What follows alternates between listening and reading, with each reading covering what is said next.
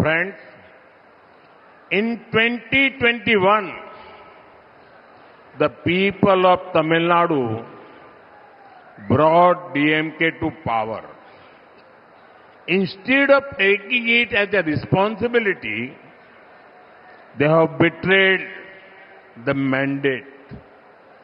In DMK rule, everything starts and ends with one family. Ministers may change, MLAs may change, but power remains only with one dynasty. DMK is infamous for their scientific corruption model. Today, that same model is being used to make Tamil Nadu an ATM for one family.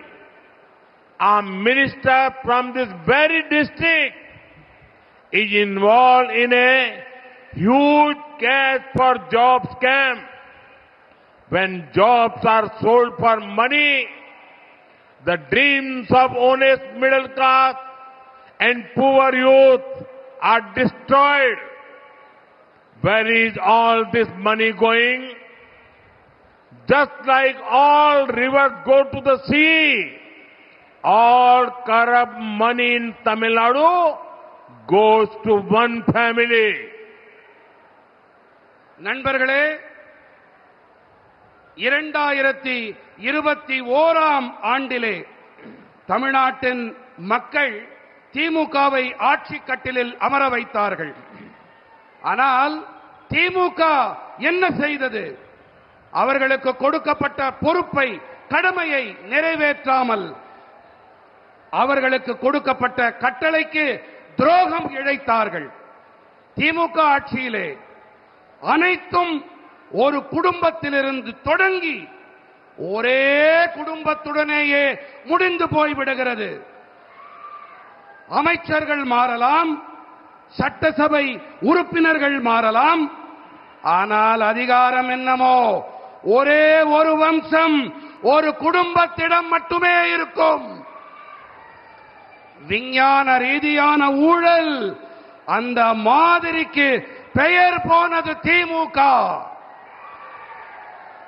இன்றைக்கு இந்த model தான், இந்த மாதிரி தான் ஒரே ஒரு குடும்பத்தின் ATM ஆக தமிழ்நாட்டை மாற்றி இருக்கிறது. இதே மாவட்டத்தைச் சேர்ந்த ஒரு அமைச்சர் வேலை வாங்கி தருவதாக சொல்லி பணம் பெற்று பெரிய மோசடியிலே சிக்கியிருக்கிறார். வேலைகள் பணத்துக்காக விற்கப்படும் போது நேர்மையான நடுத்தர வர்க்கம் மற்றும் ஏழை இளைஞர்களின் கனவுகள் நாசமாகி போகின்றன.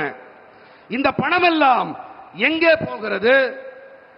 எப்படி அனைத்து ஆறுகளும் கடலில் சென்று சேர்கிறதோ அதே போல தமிழ்நாட்டின் ஊழல் பணமெல்லாம் ஒரு குடும்பத்தை சென்று சேர்கிறது, அதன் குடும்ப சொத்தாய் ஆகிறது.